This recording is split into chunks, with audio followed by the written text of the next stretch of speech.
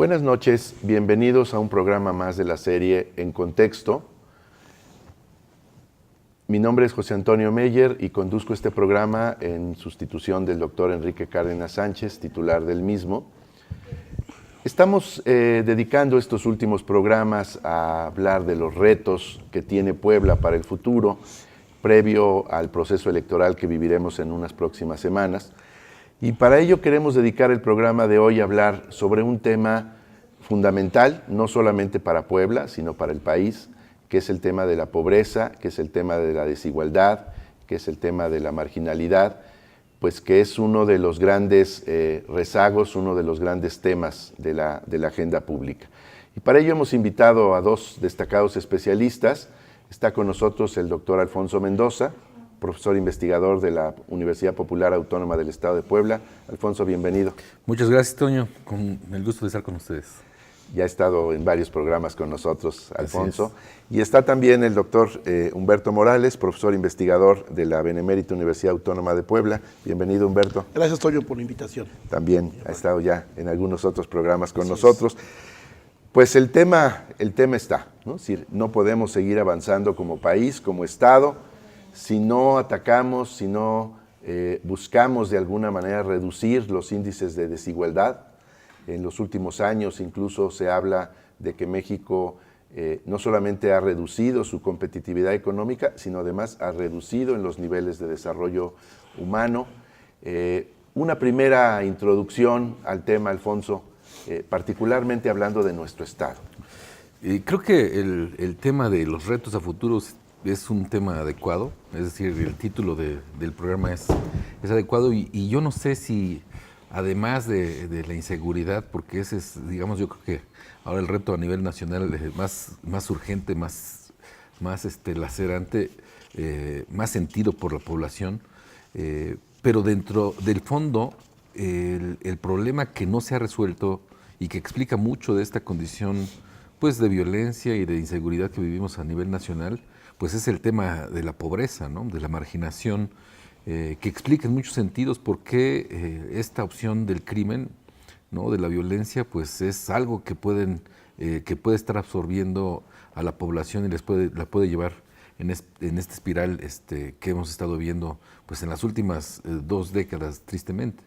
Y creo que desde mi punto de vista, detrás de eso o en el fondo de eso, pues está el reto de acabar con la pobreza, de dar un salario digno a las personas, a las familias, que una persona tenga la capacidad de sostener, como constitucionalmente se ha puesto en la agenda en los últimos días, que una persona pueda constitucionalmente satisfacer las necesidades, pues sí, de alimentación y de esparcimiento y de una vida digna de toda su familia, ¿no? Cualquier mexicano debería aspirar a eso y creo que el principal reto entonces es a nivel nacional, y lo veremos en el programa en Puebla, también es definitivamente la cuestión de la superación de la pobreza y la marginación de la población, ¿no? Claro. Y es al Estado al que le corresponde garantizar, ¿no? Estos mínimos niveles de bienestar para la población, ¿no?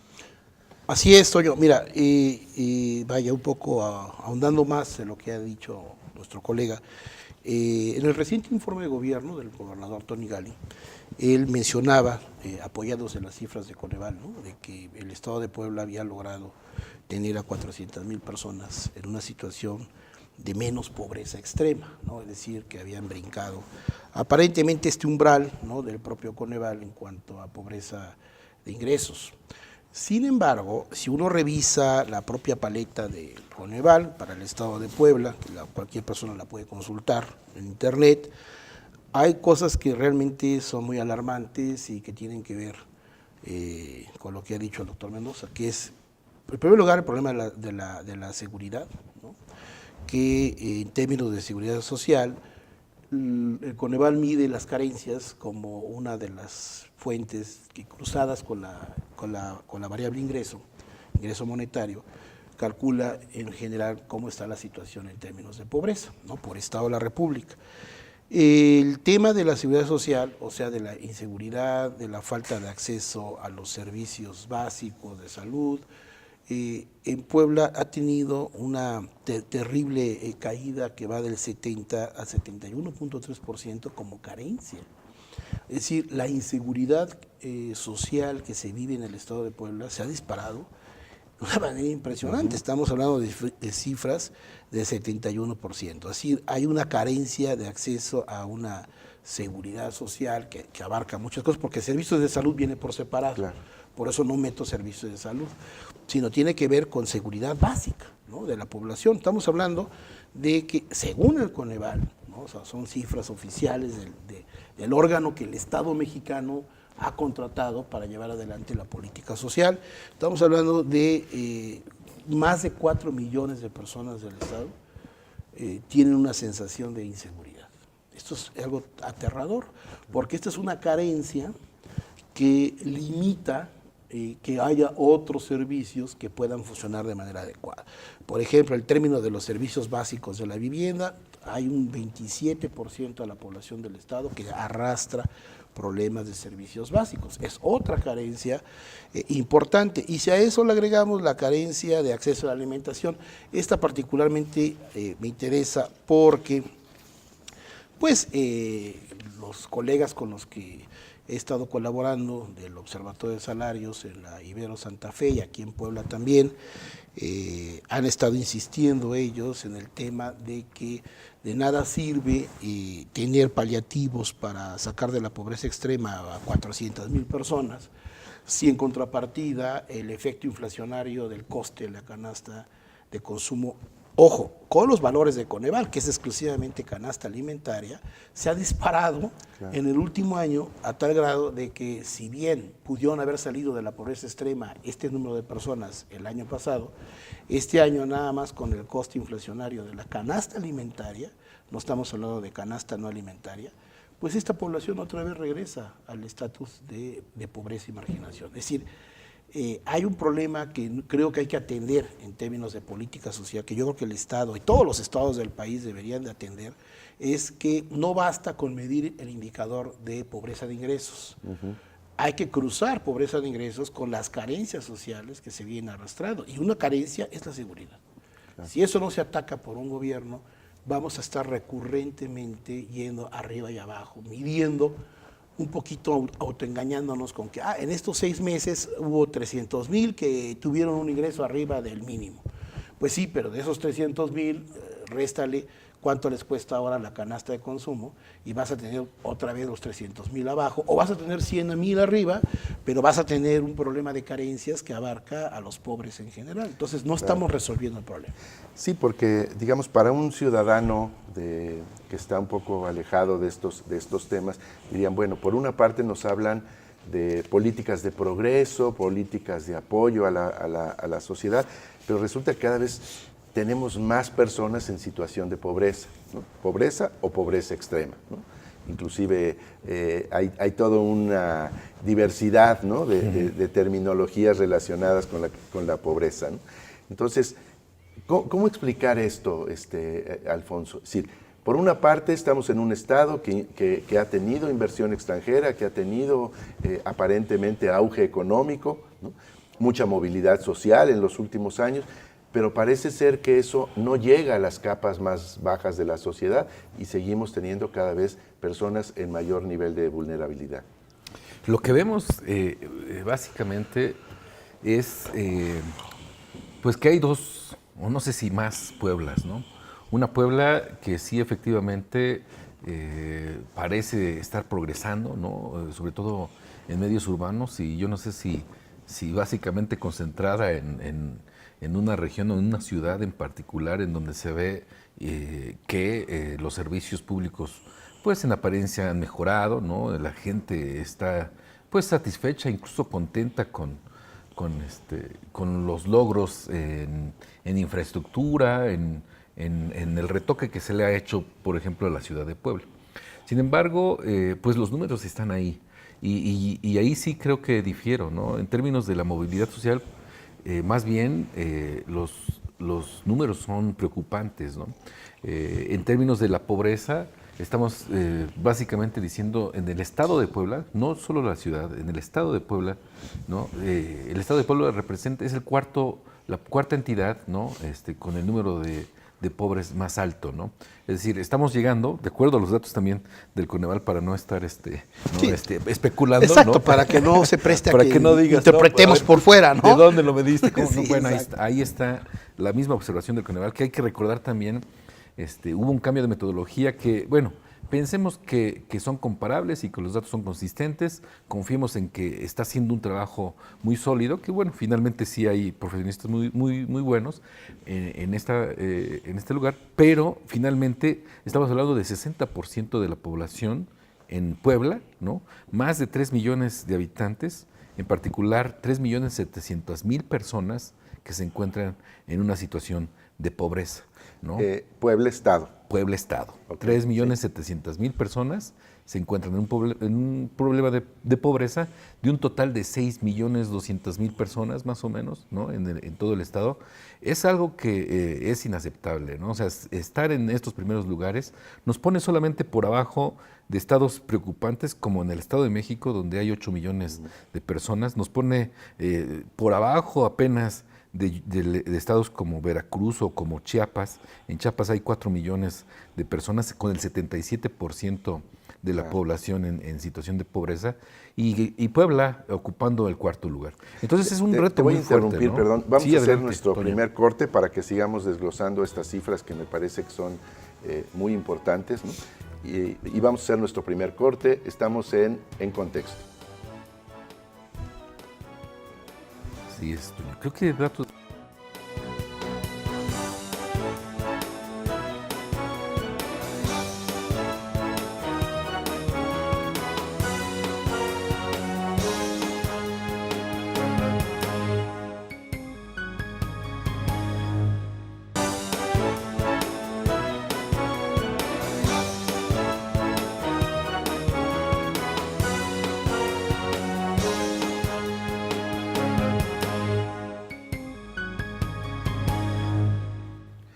Seguimos en su programa En Contexto. Estamos hablando de pobreza en Puebla y el doctor Alfonso Mendoza nos estaba dando unas cifras. Perdón, Alfonso, que te interrumpí. Sí. Mira, la verdad es que hay cierta razón en los anuncios oficiales en donde se dice sí hemos no acabado, hemos reducido el número de pobres en la entidad, ¿no? De pobres y de pobres extremos, ¿no? Sin embargo, efectivamente eso no ha sido suficiente. Es decir, el número que estamos manejando de más de casi 4 millones de personas en pobreza es preocupante, ¿no? Y en términos de la pobreza extrema, el mismo Coneval nos da números de 560,000 personas, ¿no? Estamos hablando de familias, ¿no? Con aspiraciones, que solo refleja en términos generales esto, una medición, pero que se tiene que cruzar, y ahí coincido bastante, con temas de pobreza. Y no solo la percepción de si tienen o no seguridad social. O sea, tener en este caso particular una población que tiene una carencia por seguridad social de 70%, ¿no? Es una cifra también muy alta, ¿no? Yo no sé si de las más altas a nivel nacional, ¿no? Igual seguramente que el nivel de pobreza. Entonces sí creo que es un reto inacabado, ¿no? Estamos por arriba de la media nacional. El porcentaje que tenemos en Puebla, ¿no? Supera por mucho el porcentaje de la pobreza a nivel nacional, que está en 43%. Nosotros en Puebla estamos ubicándolo en 60%, ¿no? O sea, 20% más prácticamente del nivel de pobres.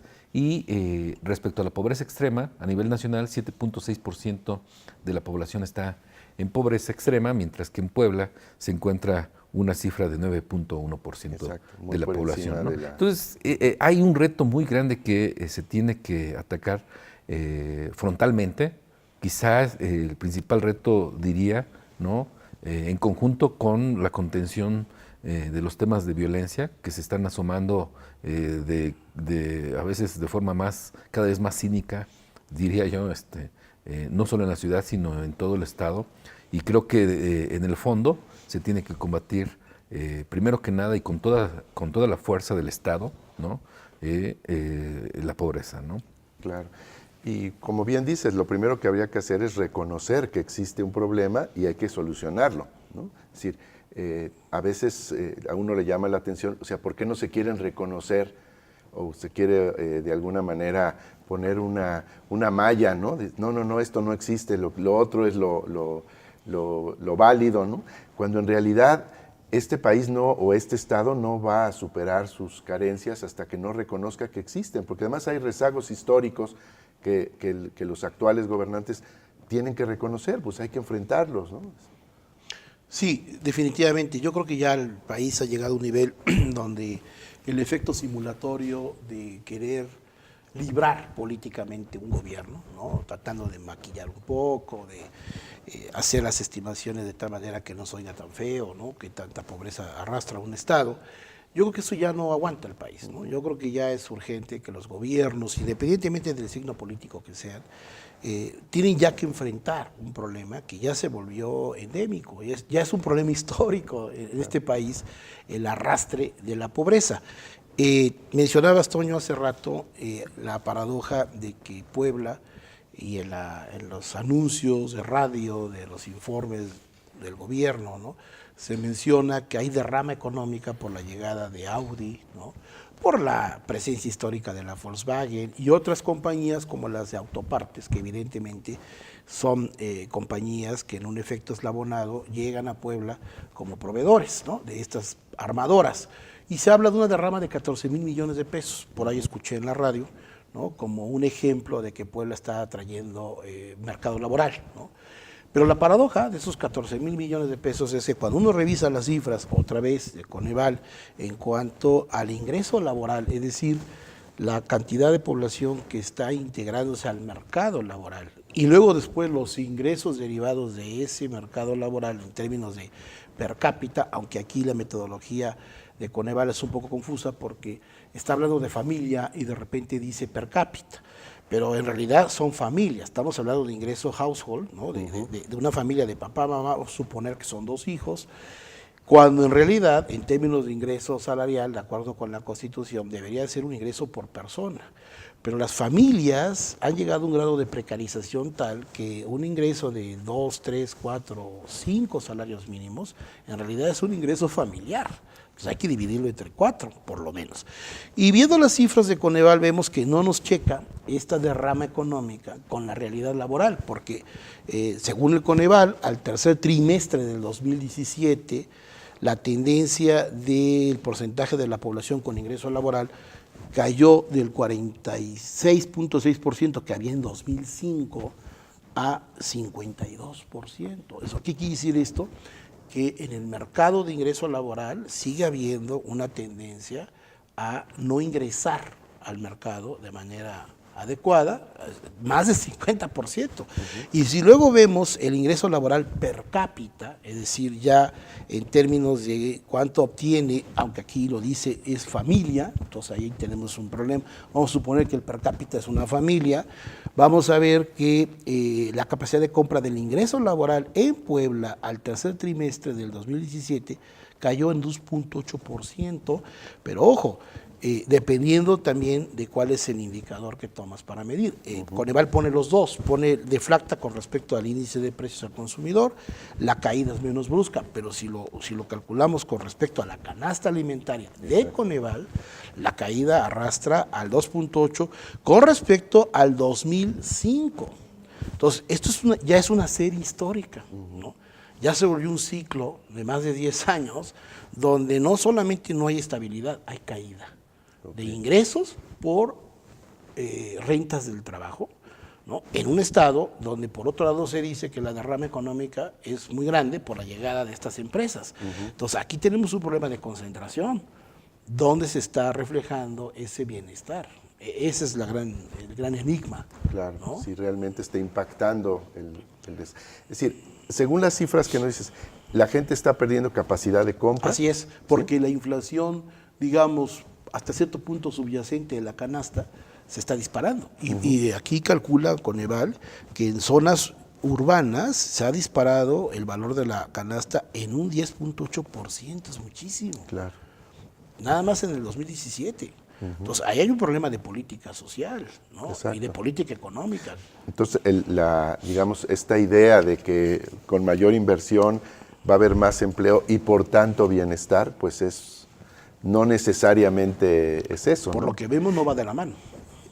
¿Qué impacto ha tenido, por ejemplo, esta derrama económica en la creación de empleos? ¿Realmente ha crecido el empleo en Puebla? Mira, no hay números tan frecuentes como para poder... Sí, ahí podemos llegar a ver los registrados en el IMSS, ¿no? Pero los datos no son muy duros, ¿no? Es decir, a la pregunta de si esta derrama económica se está haciendo, iba a decir socializando, ¿no? Pero a ver si no se oye no, un poco fuerte el término, aunque ya no existe prácticamente a nivel mundial. En realidad también coincido. El problema es que ha habido mucha concentración del ingreso. No hay una derrama salarial adecuada que cubra, que sea suficiente para que las familias cubran su necesidad y esta pérdida del poder adquisitivo. Algunos cálculos, y ahí esos cálculos sí los hemos hecho nosotros, y esos también a partir del costo de la canasta básica, y no somos los únicos que los han provisto, algunas instituciones en la UNAM, por ejemplo, lo han hecho. Una persona que quisiera cubrir las necesidades básicas de su familia, en la ENIG el promedio de integrantes de una familia es de 3.4 integrantes, 3.6, ¿no? Pensemos que son 4 integrantes. Una persona tendría que trabajar si solamente percibe el salario mínimo, 36 horas al día, ¿no? Sí, 36, ¿no?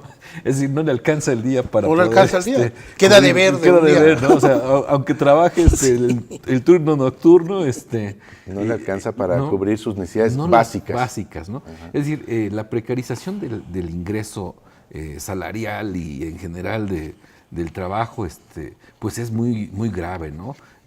Sobre todo porque, como mencionábamos en un principio, ¿no?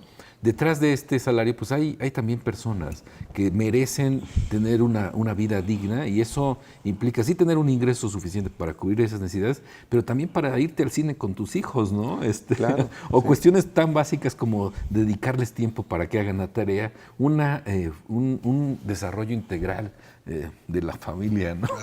Así es. Claro. Entonces, pues finalmente lo que hemos visto es que aun cuando pudieron haberse atraído inversiones al estado de Puebla, ¿no? En general no ha sido suficiente, y esa es una característica que también hay que reconocer, pues es la que está permeando a nivel nacional, ¿no?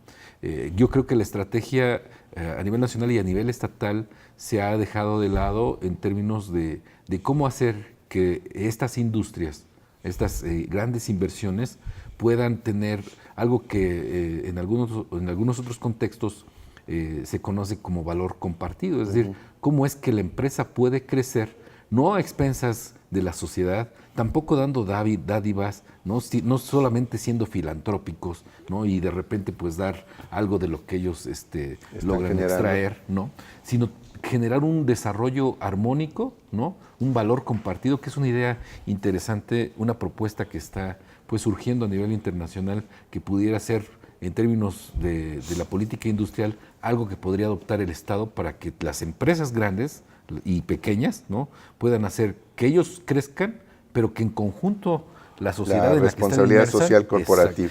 y Claro. incluso va más allá de la responsabilidad social corporativa, ¿no? Estamos hablando de un enfoque en donde se involucra la empresa con la sociedad, desde los proveedores hasta el cuate al que le están vendiendo, ¿no? Y lleva incluso connotaciones de ética, ¿no? Muy interesantes. Claro. Bueno, vamos a hacer nuestro segundo corte. Estamos en contexto.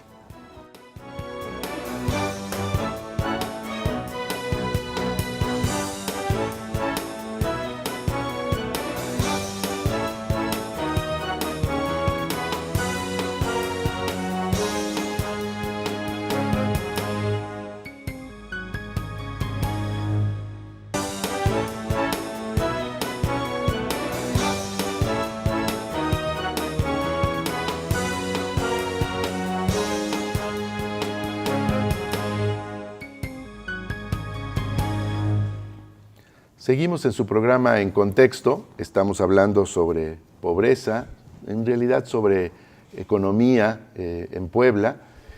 Y bueno, de alguna manera nos queda esta sensación de que ustedes como expertos, ¿no será que en Puebla le hemos dado dependemos demasiado de la industria manufacturera automotriz, que debíamos haber diversificado más la oferta de empresas, la inversión en empresas, para no depender tanto de la industria automotriz, que pues también se está tecnificando, ¿no? También es una empresa que tiende a desplazar empleo humano y que tarde o temprano, bueno, pues ya no tendrá esa cantidad de trabajadores como tenía en el pasado, ¿no? Bueno, mira, yo creo que ahí el problema es doble. Por un lado, dependimos mucho del sector automotriz, pero yo siento que en términos de política social no se le sacó el provecho que se le pudo haber sacado al boom automotriz poblano, porque cuando Volkswagen empieza operaciones en Puebla y ya en el 61 está vendiendo su primer automóvil hecho en Puebla, yo creo que tuvimos un tiempo muy bueno, del 60 al 90 por lo menos, de aprovechar la llegada de esa empresa para establecer un mecanismo de política social inteligente que permitiera que la derrama de esa automotriz no fuera solamente para producir autos para un mercado nacional que todavía no era muy grande y de exportación, sino que permitiera eslabonamiento, que hubiera permitido una política de desarrollo urbano, de mejora de salariales, de protección del empleo más eficiente. Yo creo que eso se desperdició. Y me temo que con la llegada de la otra armadora va a pasar lo mismo, si no somos capaces de prever cómo aprovechar la llegada de estas armadoras para beneficio de la población trabajadora del Estado.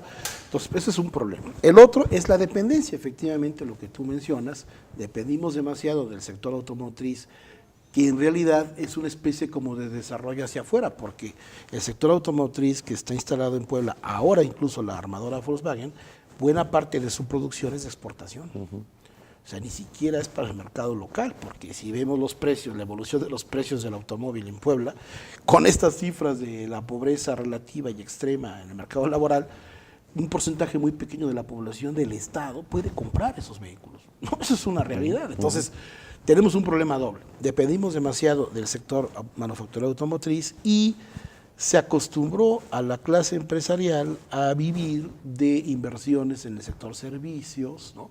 Comercio, exacto, servicios de bancarización con la llegada del grupo Bancomer. Dependimos demasiado de pequeñas y medianas empresas, estas pymes, pero muy en la lógica rentista, no en la lógica de crear un sector empresarial emprendedor que pudiera desarrollar industria local, regional, conectada hacia el mercado interno. Yo creo que esa estrategia no se desarrolló, no la veo todavía que esté empujándose, y esto se refleja también en el sistema de comunicaciones y transportes del Estado. Una manera de medir qué tan conectada está una economía en términos de terciarización de servicios es que haya un sistema de transporte eficiente que conecta al Estado, porque es un indicador de que hay un crecimiento de la urbanización en ciudades intermedias. Puebla no tiene ese nivel. Uno compara Puebla con el Bajío, con estados que lo han hecho mejor, como Querétaro, como San Luis, Guanajuato, ¿no? El eje León, Guadalajara, Querétaro, San Luis. Exacto. Es un eje que está mucho mejor integrado. Ha habido mayores clúster, ¿no? Ha habido una especie de clúster, pero que ha abaratado los costes del transporte, lo que permite conectar mayor población con un mercado laboral más eficiente. Yo creo que Puebla no ha logrado dar ese brinco. Y entonces, esta dependencia nos castiga más, porque nos pareciera que estamos exportando vehículos, pero no nos estamos beneficiando a nivel interno.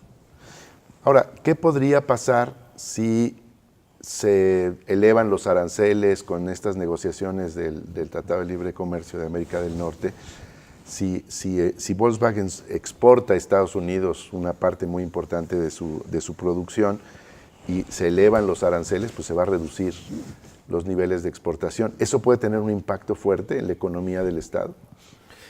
Per se, el sector automotriz debido a que consume, habría que ver, y en esa parte no estoy seguro, si el consumo de la industria automotriz sobre este tipo de acero y todo esto le pueda más bien beneficiar en el sentido de que pudiera tener una ventaja competitiva, ¿no? Pero yo creo que más bien es cosa de regresar a este punto de la exposición al riesgo que mencionan, ¿no? Es decir, recordemos que en la crisis de 2008, el 2009, ¿no? Uno de los impactos más fuertes fue la contracción de la demanda en Estados Unidos y con esa, ¿no? La demanda de autos, ¿no? En este caso de la industria automotriz de Puebla, y le pegó fuerte precisamente porque ahí hubo una contracción que incluso venía de fuera, ¿no? y que detuvo el desarrollo de la industria. Después vino este problema en particular asociado a la empresa Volkswagen, que no es todo el sector automotriz, ¿no? Pero que sí tiene implicaciones en términos de la contracción o de las decisiones de empleo, ¿no? Y de futuro de la empresa, que también hacen ver pues la alta dependencia que tiene el sector automotriz en primer lugar, pero en segundo también la posibilidad de que se genere desempleo, ¿no? O sea, a raíz de estos eventos, la contracción de empleo, ¿no? Que se generó por esta industria, por esta empresa en la industria, pudo medirse de manera muy clara y sí hubo efectos contractivos, ¿no? Y esto aunado a una falta de planeación de largo plazo de los hacedores de política, ¿no? Pues nos está haciendo que se desaproveche las oportunidades que se pudieron haber tenido desde pues hace décadas, ¿no? Y es pues aquí sí es una responsabilidad del Estado, ¿no? No es una responsabilidad de la sociedad en particular planear el desarrollo industrial, ¿no? Proveer las vialidades, desarrollar el clúster, generar las condiciones para que esta inversión pues tenga una derrama importante, ¿no? También pensar en términos salariales cómo es que el salario, ¿no? Mínimo se compara con el salario mínimo en Estados Unidos. En Estados Unidos el salario mínimo son 15, 20 dólares la hora, ¿no? La hora. Aquí estamos hablando de salarios pues al día, ¿no? En ese nivel. Es una diferencia muy, muy fuerte, ¿no? Y ahí también el Estado es el que tiene que proveer las condiciones para que esta derrama económica se sienta hasta el nivel de las familias, ¿no? Entonces son varios puntos que están interrelacionados, ¿no? La falta de visión, la miopía de los hacedores de política industrial en el Estado para que estas industrias y estas inversiones tengan una derrama importante, y por el otro lado la vulnerabilidad a la exposición al riesgo que tenemos al depender, pues no sé si de forma exclusiva, porque también ahí está la industria textil y quizá por ahí alguna otra, pero sí solamente dejar que la sociedad o el Estado dependa de esto. Creo que en términos de la estrategia del Estado no se ha tratado de manera muy seria, y yo no conozco un documento en donde digan la política industrial del Estado es esta, ¿no? Del Estado de Puebla es esta. Yo no ni en el Plan Estatal de Desarrollo. Pues no, porque se confunde política pública con política social y política económica, que a veces pareciera que para algunos estrategas de gobierno es lo mismo, pero no es lo mismo. Claro. ¿No?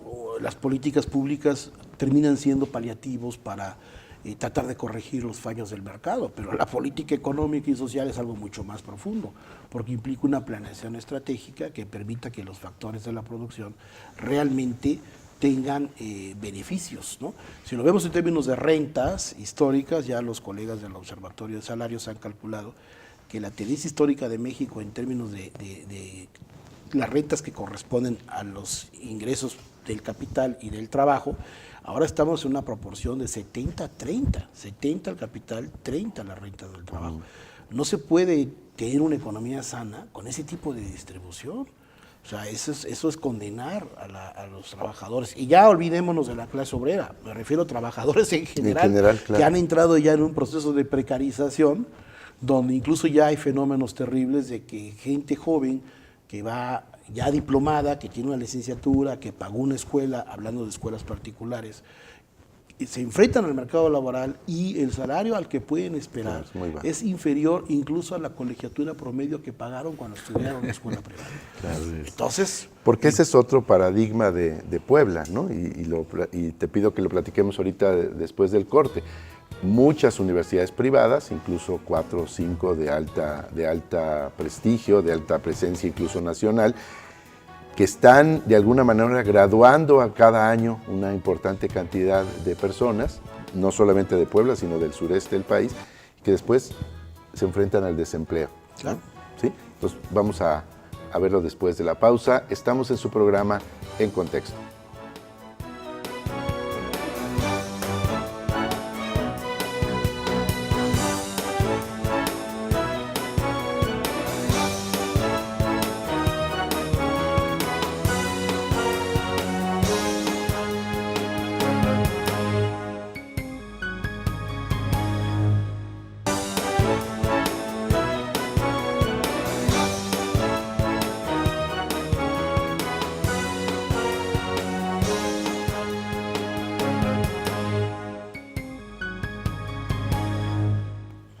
Seguimos en su programa En Contexto y bueno, pues dejábamos la pregunta aquí para el doctor Alfonso Mendoza.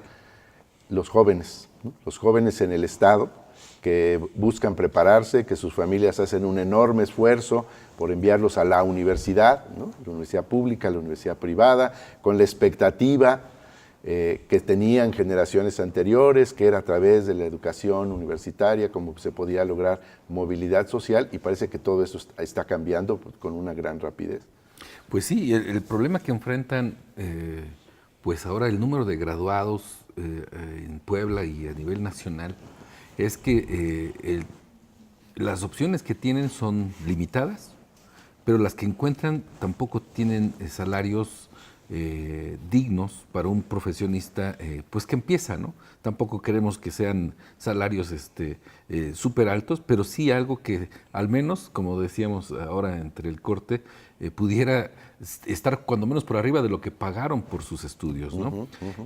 Y no solamente es una cuestión de vivir con el salario sino una cuestión de movilidad social, ¿no? Como bien lo mencionas, al final de cuentas, la educación en México está generando que los jóvenes y las nuevas generaciones estén avanzando más allá de lo que tenían originalmente, y pareciera ser así en general, y habría que invitar aquí a los expertos en el tema, ¿no? De movilidad social, pero a mí me da la impresión de que no. Es decir, aun cuando nosotros en nuestra época pudimos tener la oportunidad de educarnos y todo esto, ¿cuán distinta es nuestra situación en términos de la movilidad social? Logramos ascender en escala de ingresos radicalmente, y esta misma condición de estabilidad, de estaticidad, si queremos llamarla así, de constancia, es la que están enfrentando nuestras nuevas generaciones, pero incluso, ¿no?, con el riesgo de que pudieran, si se descuidan, si no siguen, pues caer, ¿no? Yo de broma un poco les digo a mis estudiantes, cuando van terminando, ¿saben qué? No es que los corra, pero váyanse. Y váyanse a estudiar una maestría al extranjero, al menos, ¿no? En donde puedan tener una formación y una visión más amplia de lo que es el mundo, y regresen con una condición profesional y salarial un poco mejor de la que podrían tener pues antes nuestros padres, en donde terminabas tu licenciatura, ¿no?, y tenías una posibilidad de tener un ingreso digno para tu familia, tener posibilidades, planear un futuro, ¿no? Ahora, sin embargo, estas generaciones de chavos que están saliendo, es muy difícil que puedan hacerlo. Y además se tiene que pensar en que no solo es una persona la que tienen que trabajar los dos para tener un nivel de satisfacción de vida pues adecuado, ¿no? Y eso, bueno, es relativo, ¿no? Estamos en nuestro último bloque y quisiera yo, digamos, centrarnos un poco. Es decir, ¿qué elementos tendrían que considerarse en términos de política social, política económica, para que en el futuro Puebla pueda realmente contar con una certidumbre de que se van a emprender intervenciones públicas lo suficientemente bien planificadas para poder atacar el problema de la pobreza extrema, generar empleos, dar niveles de bienestar. ¿Qué se tendría que hacer? ¿Qué le propondríamos a los candidatos, a los futuros legisladores, para poder de alguna manera empezar a revertir todo este rezago? Bueno, mira, no soy experto en ese tipo de planeación, pero en mi opinión creo que en términos de política social, yo creo que es urgente que exista un proyecto de Estado, primero de tratar de abaratar costes, que el Estado puede ayudar a abaratar, que permitiría que mejore el ingreso de las personas, no por la vía de un aumento drástico de salarios, porque eso a todo el mundo espanta, ¿no? Que es inflacionario, etcétera, etcétera, pero sí por lo menos desde el punto de vista de incrementar el poder adquisitivo del salario que ya tiene la gente. Esto que implica hacer el transporte público mucho más barato, más eficiente y que conecte al Estado. Esa es una política urgente, urgentísima, porque se les olvida a veces a nuestros gobernantes que la gente va al trabajo y tiene que invertir en desplazarse. Y el coste del transporte público, además de que es de mala calidad, es costoso, es para el ingreso promedio de un trabajador, hablando de un trabajador joven incluso. Entonces, ese es un urgente proyecto de política, de planeación social, a tratar de reducir esos costes. Dos, el Estado debe de buscar también un mecanismo de abaratamiento o monitoreo del incremento de la canasta, no solo la canasta alimentaria, sino de la canasta no alimentaria, que esa el Coneval no la calcula, la mete como carencias por separado, pero si la calculara en términos de cuánto cuesta la renta que tiene que pagar un joven trabajador para enfrentarse al mundo del trabajo, porque las familias mexicanas son las que han subsidiado el coste no alimentario de la gente que se incorpora al trabajo, que es la renta de un lugar para vivir, el transporte que tiene que pagar, porque la gente no come yendo a la carnicería, la carne en la carnicería, nadie come un pedazo de puerco crudo saliendo de la carnicería, hay que calentar la comida, implica pagar el combustible, ¿en dónde lo vas a hacer? Tener un mínimo una mesa y un foco para sentarte a comer, esas cosas se tienen que calcular, que es la canasta no alimentaria. Entonces, eso tiene un costo.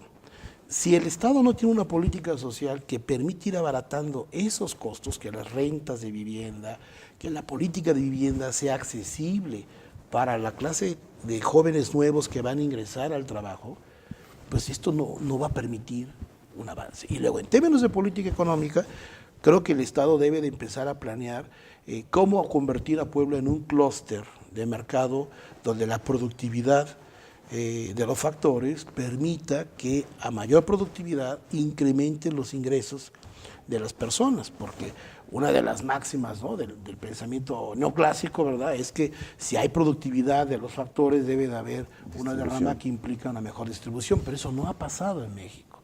Es decir, sí ha habido incremento de la productividad en el sector manufacturero, pero no se ha reflejado en una mejora de los ingresos reales de los trabajadores. Entonces, hay un problema pendiente de política económica, ¿no?, en el que el Estado tiene que intervenir. No estoy diciendo que el Estado se apropie de la economía, lo que estoy diciendo es que el Estado debe de jugar como un agente eficiente en la economía. Un Estado de fomento. Y, o sea, en un modelo neoinstitucionalista, debe de convertirse en una especie de agencia, ¿no?, de agency, que permita que los factores puedan coordinarse y abaratar costes. Pero si no hay esa estructura de planeación, si los diputados de un congreso local no se dejan asesorar por la gente que es especialista en esto, no vamos a avanzar.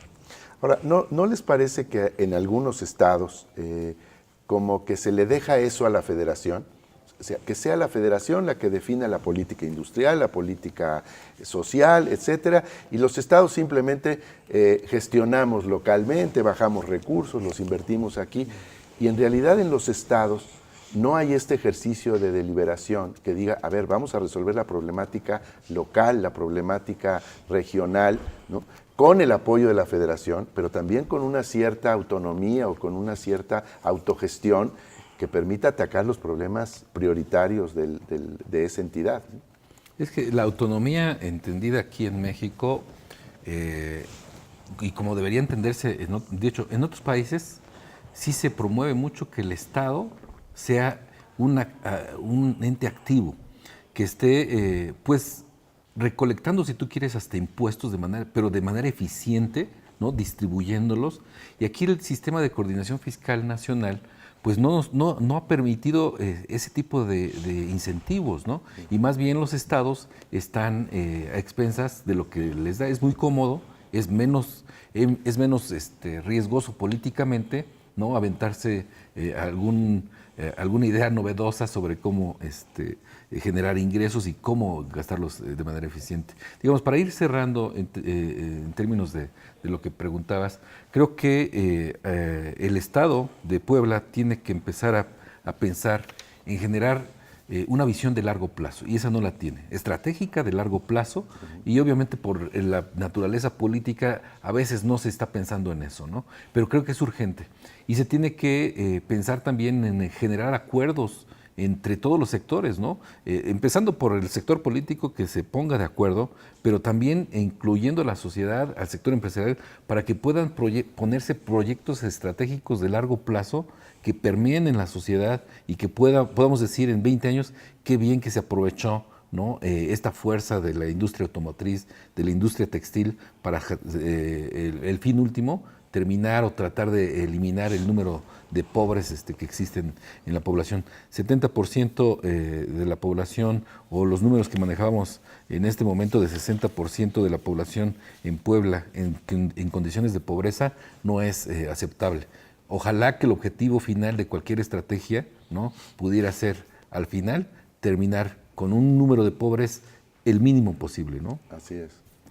Que además implicaría un compromiso, ¿no? Así es. Un último comentario, nos queda apenas un minuto. Humberto.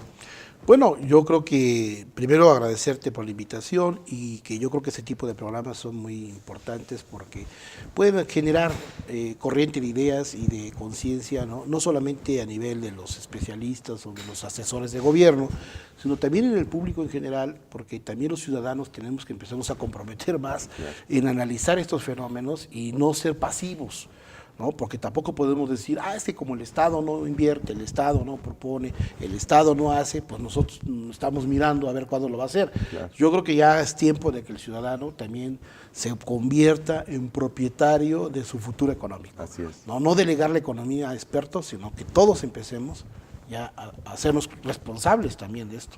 Sí, muchas gracias, Humberto. Alfonso.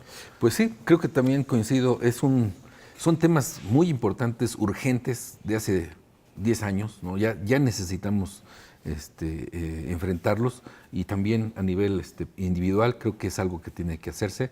En corto, nada más un comercial, pronto sacaremos canastas básicas alimentarias por ciudad, ¿no? Que creo que van a ser útiles para el monitoreo del costo de la canasta básica y compararlo a nivel nacional, dónde estamos en Puebla. Claro, el Centro de Estudios Económicos de la Universidad Popular Autónoma del Estado de Puebla. Muchas gracias, Alfonso, muchas gracias, Humberto.